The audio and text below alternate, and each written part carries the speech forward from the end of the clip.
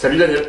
Bonjour. Merci d'avoir accepté mon invitation. Daniel, tu es conseillère de Paris, élue du 20e arrondissement. Tu es aussi oratrice nationale de la France Insoumise et tu es surtout candidate en binôme avec Simon Duquerroir, ton supplément, à la législative partielle de la 15e circonscription de Paris, dont le premier tour aura lieu ce dimanche. Exactement. Ça fait suite à la démission de l'ex-député socialiste Georges Paul-Angevin qui a été nommé adjointe à la défenseure des droits.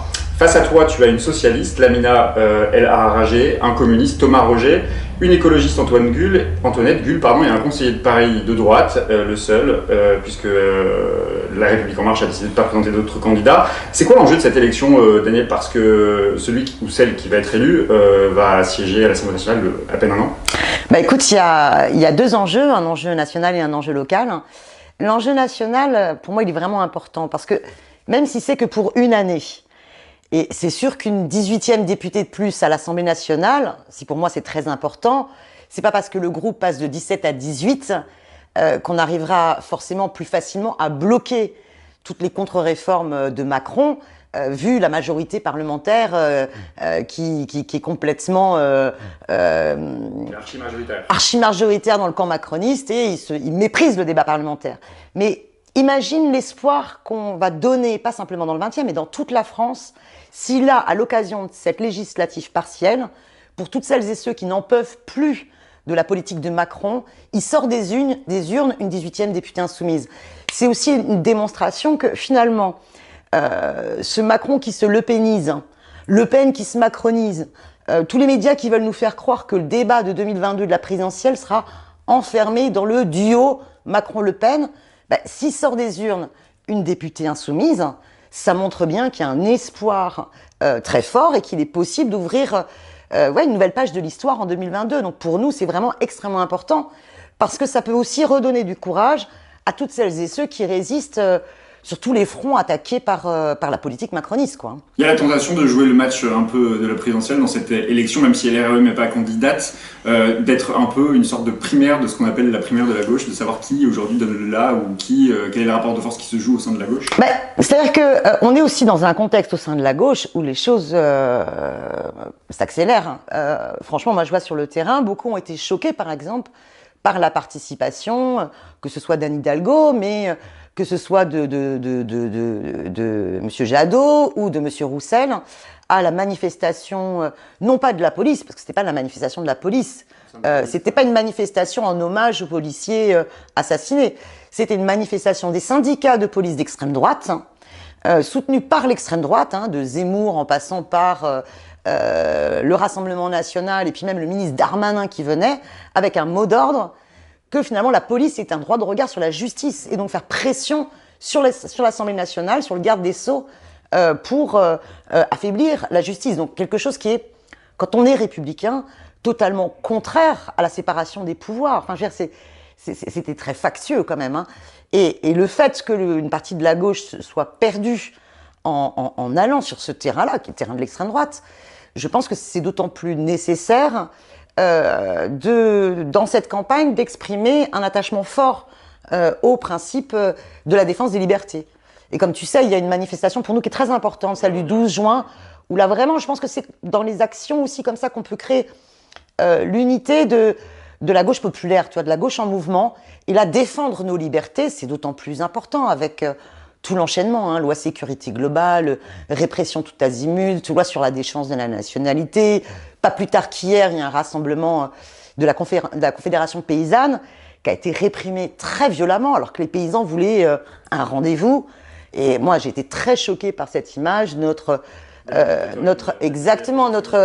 députée qui se fait pousser violemment par un policier et à terre, elle reçoit des coups de genoux. Enfin, on en est là de la bascule dans la dérive autoritaire sécuritaire. Tu le disais, le match tel que les médias le voient et même une partie des classes politiques, ce serait Marine Le Pen, Emmanuel Macron. Et pourtant, dans ta circonscription, je le disais, il n'y a pas de candidat à la République En Marche. Pourquoi, à ton avis, c'est un déni c'est pas un déni, c'est du mépris démocratique. Alors, il y a une histoire déjà. La dernière fois, il n'y en avait pas non plus. Il n'y en avait pas non plus parce que, en fait, si tu te souviens bien, lors de la dernière présidentielle, Emmanuel Macron avait essayé donc d'aspirer le PS et LR. Et à ce moment-là, il se présentait comme ni de gauche ni de droite, tout à la fois, le en même temps. Bon, on a bien vu qu'il était de toute façon de droite, voire même parfois sur certaines idées d'extrême droite. Et Georges Paul-Langevin était une députée qui se représentait, très soutenue par Bertrand Delanoë, qui s'était rapproché d'Emmanuel Macron. Et ce petit monde-là s'était arrangé pour qu'il n'y ait pas de candidat à La République En Marche sur la circonscription. Bon, depuis, les choses ont un peu évolué. Je pense que La République En Marche ne présente pas de candidat parce qu'ils se sont fait laminer au municipal, puisque c'était Frédéric Calandra, maire au départ socialiste, qui avait rejoint Emmanuel Macron et qui a fait qui s'est pris une telle claque au municipal que sa liste n'a eu qu'un seul élu, elle, et qu'elle a démissionné avant même le premier conseil d'arrondissement. Donc, il ne se présente pas.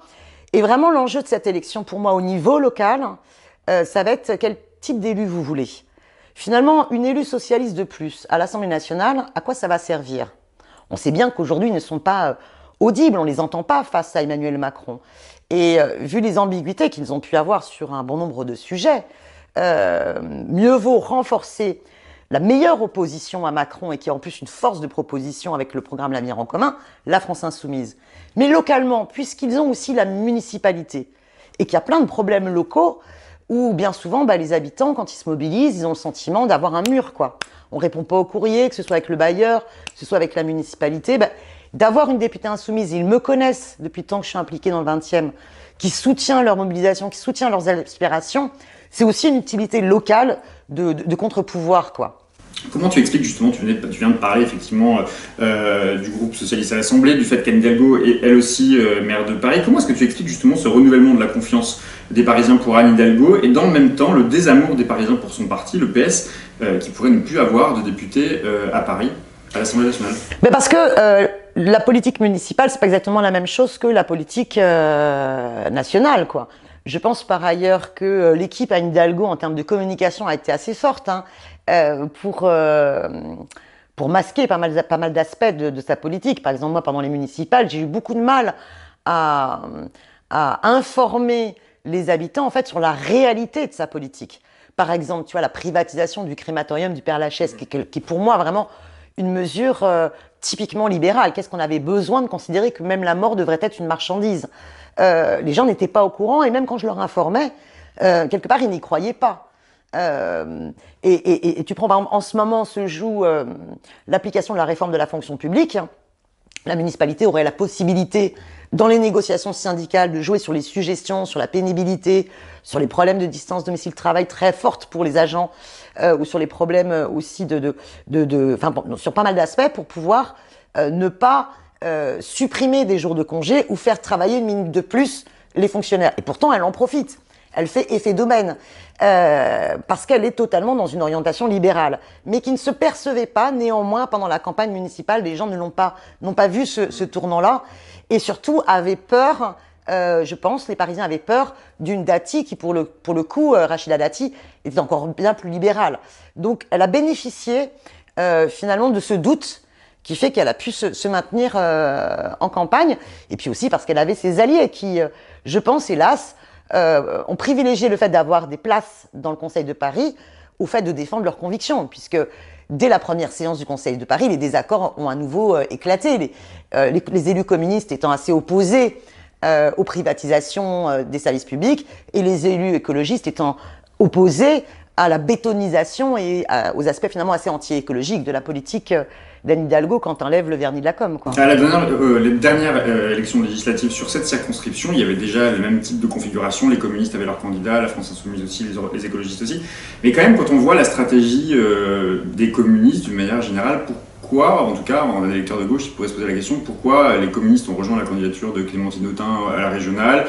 Ils ont fait la campagne de Jean-Luc Mélenchon. Alors certes, ils viennent de faire un autre choix pour le 2022, mais pourquoi vous n'avez pas réussi à vous allier sur ce premier tour, sur cette législative, sachant que l'enjeu c'est quand même d'être au second tour et de porter une voix face soit aux socialistes, soit à la droite? Je le regrette fortement. D'ailleurs, moi j'avais dès l'hiver dernier, quand on pressentait qu'il allait y avoir cette élection législative partielle, proposé aux camarades communistes, eh bien justement qu'on fasse le ticket ensemble, puisque notre candidat avait fait plus de 16%, le leur moins de 5%.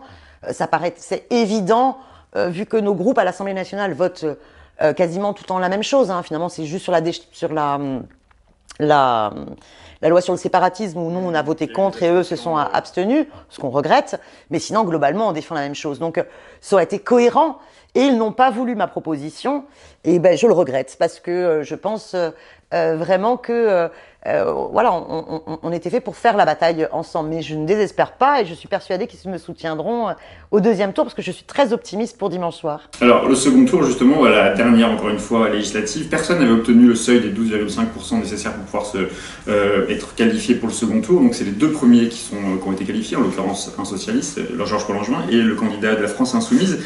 J'ai regardé les résultats de 2017 aussi, sur cette circonscription, 56,7% d'abstention, 33 000 votants. C'est le principal obstacle de ce week-end? Alors, vous aurez une abstention extrêmement forte. Parce que d'abord, toutes les législatives partielles révèlent une abstention de dingue à chaque fois. Hein. Et là, on est en plus dans un contexte où, du fait du contexte sanitaire, l'élection qui était prévue initialement en avril a été annulée, a reportée. Vous avez l'élection pour les régionales qui ont lieu le 20 et 27 juin. Et donc, c'est vrai que c'est très compliqué pour les gens s'en mêlent dans les différentes dates. Et pas plus tard qu'hier, à mon dernier porte-à-porte, j'avais encore des personnes qui me disaient « Mais non, Madame Simonet, vous vous trompez, c'est fin juin les élections. » Je dis « Quand même, je suis candidate. » Mais parce qu'il y avait toujours cette confusion. Néanmoins, nous avons, je pense, mobilisé les nôtres. Donc je pense vraiment qu'il est tout à fait possible de gagner. On a fait depuis janvier un porte-à-porte quotidien, notamment dans tous les quartiers populaires, dans le logement social. Et on a fait un porte-à-porte dans plus d'un quart de la circonscription. Et ce qui était important pour nous, c'était à la fois de montrer les enjeux nationaux, mais aussi de parler aux gens de leurs conditions locatives. Et on a développé Locataires Insoumis. Alors qu'est-ce que c'est que Locataires Insoumis? C'est un slogan déjà, c'est vous témoignez, on s'organise, je vous soutiens. C'est-à-dire déjà témoigner de votre vécu quotidien sur le logement. Moi j'avais été frappée quand j'avais soutenu, et je continue à soutenir la lutte des locataires de Piton, c'est une cité...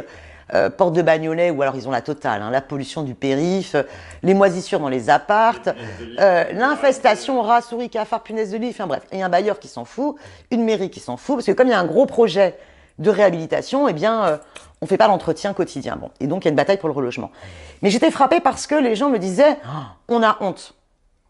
Et ils voulaient pas soit qu'on montre leur appartement dans les médias, soit qu'on montre leur visage, parce que ils avaient honte de vivre dans de telles conditions. Et toute la bataille, c'était de leur redonner confiance et de leur dire, mais la honte, elle doit changer de camp. La honte, c'est honte aux bailleurs, honte aux élus locaux et nationaux qui laissent les gens dans une telle indignité. Et donc, dans tous les porte-à-porte qu'on a fait dans le logement social, on s'est préoccupé de leurs conditions locatives. Et pour leur montrer que nous, ça nous intéressait tout autant que la discussion aussi sur les grands textes de loi qui sont en train de fracasser nos droits, notamment sur l'assurance chômage. Et je pense que pour les gens se rendre compte que leur candidate qui voit à BFM ou qui voit à LCI, qui voit dans les médias, mais qui la voit aussi au porte-à-porte, sur les marchés, sur le terrain, et qui se préoccupe du vécu quotidien et qui souhaite se battre avec eux, c'est important. Je pense qu'il faut redonner confiance aux gens à la lutte. Et donc, une première marche, se fait respecter par un bailleur. C'est pas normal d'avoir 16 degrés en chauffage pendant l'hiver. C'est pas normal d'avoir des ascenseurs en panne sans arrêt. C'est pas normal que les travaux d'entretien ne soient pas régulièrement faits. Oh, puis il y a des situations catastrophiques. Hein. C'est pas normal d'attendre 15 ans pour avoir accès à un logement social. Bon. Et finalement, avec Locataires Insoumis, encourager les gens à se battre et montrer que nous, on est là et qu'on fait les courriers, qu'on soutient les mobilisations, qu'on fait des vidéos, qu'on bouscule. Et que du coup, les bailleurs et les élus socialistes étaient quand même aux abois. Et donc, essayer de courir derrière, ils voyaient bien que ça changeait concrètement. Ça redonne confiance aussi dans la politique et ça rend du coup plus disponible pour les discussions plus nationales. Locataires Insoumis, le porte-à-porte, c'est ce que tu as trouvé, c'est ta manière de faire cette campagne dans la mesure où les restrictions sont de plus en plus nombreuses, on l'a vu, alors que Darmanin fait un rassemblement avec 35 000 personnes, Hidalgo fait sa soirée militante, elle n'était pas présente. Tu as vu que Clémentine Autain est empêchée de faire un meeting à Montreuil, c'est honteux.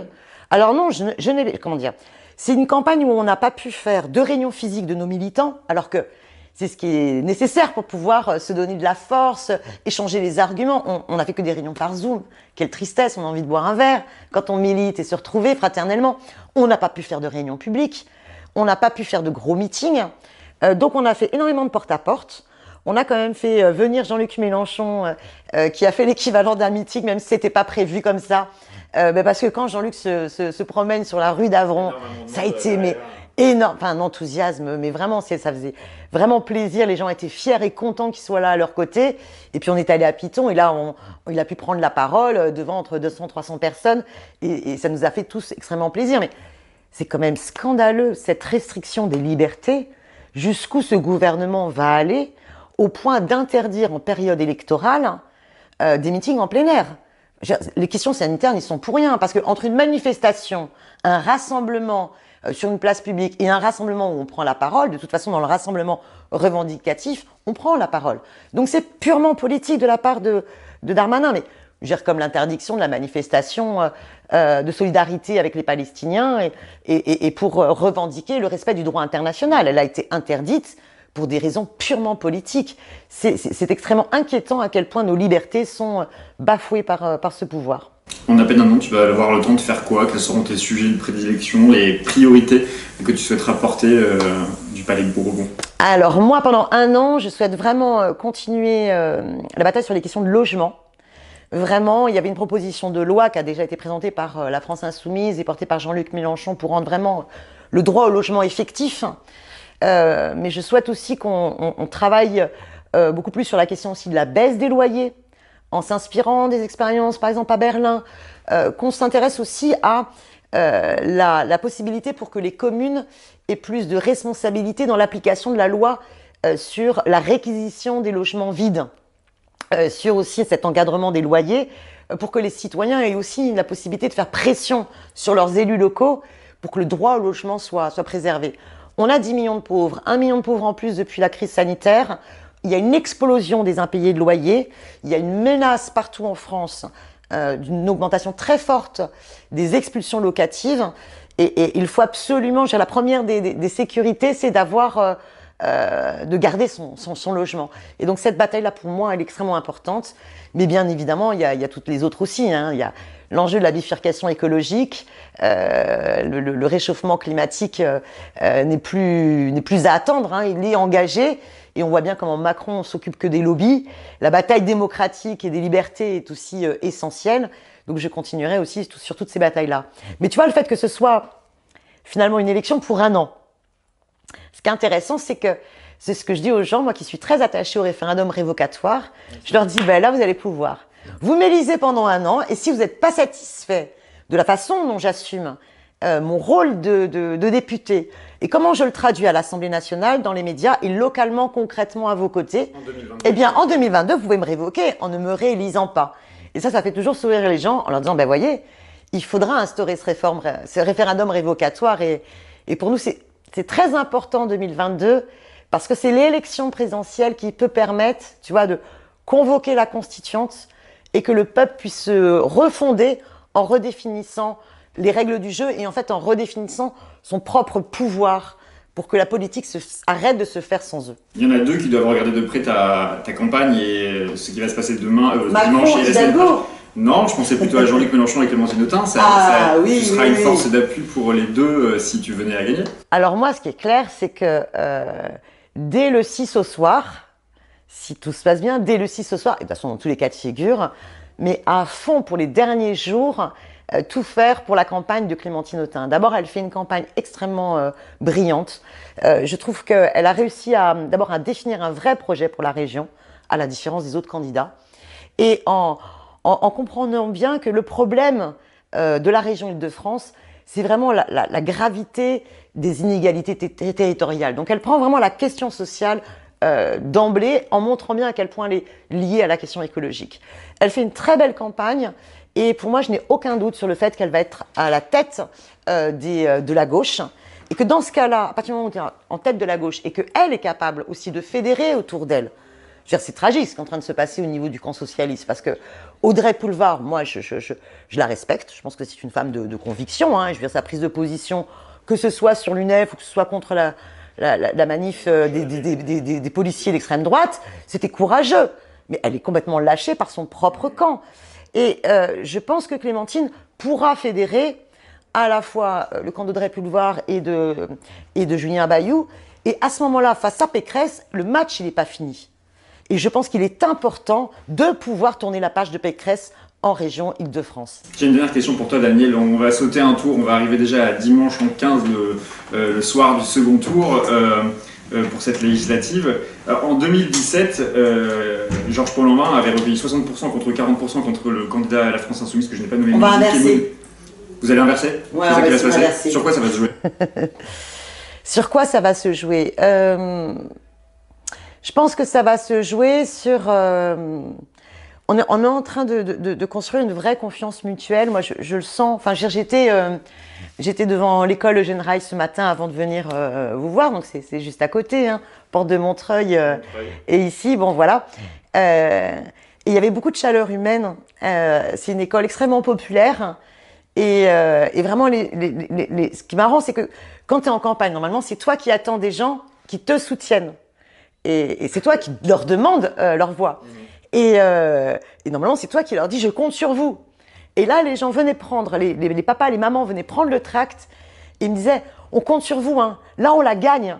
Et je pense que tu vois, il y a un espoir qui est fort. En tout cas, moi ça m'a beaucoup ému. Et je pense que vraiment... L'espoir de quoi, là, Daniel? C'est l'espoir dans une gauche sincère, une gauche radicale qui veut véritablement changer la vie des gens? C'est l'espoir de quoi, en fait? Eh ben, en fait, tu sais, c'est peut-être...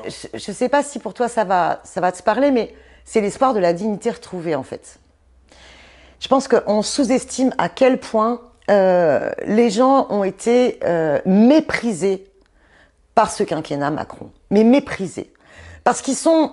On voit bien quand même tout le mépris de classe que la politique de Macron a pu être instaurée. Je veux dire, quand ils voient à ce point-là tous les cadeaux qui ont été faits sur l'ISF, sur la flat tax pour les dividendes, tout le CICE qui a été déversé aux plus riches, pendant qu'eux étaient dans la merde. Et eux, on leur prenait leurs APL. Et eux, on essayait de casser leurs droits des chômeurs, casser leur retraite, le peu qu'ils avaient. Avec toute l'indignité et aussi le racisme banalisé. Vraiment, quand les gens disent, en regardant mon tract, « Ah, Mélenchon, il n'y a que lui qui nous soutient. » Ça veut dire aussi, il n'y a que lui qui nous respecte. Et je pense que cette question de la dignité qu'on veut retrouver et qu'on veut avoir des représentants à l'Assemblée nationale, au Conseil régional et à la présidence de la République qui respectent le peuple et qui font avec, parce qu'ils sont du peuple. Je pense que cette question-là, elle est extrêmement importante. Tu peux pas reprendre confiance dans la communauté de destin si tu ressens un tel mépris de la part de ceux qui sont censés te représenter. Et là, je sens ce qui est fort dans cette campagne, c'est qu'il y a... Enfin, tu sais, on dit toujours que quand il y a une abstention très forte, elle est là dans les quartiers populaires. Eh bien, peut-être que cette fois-ci, ça sera l'inverse.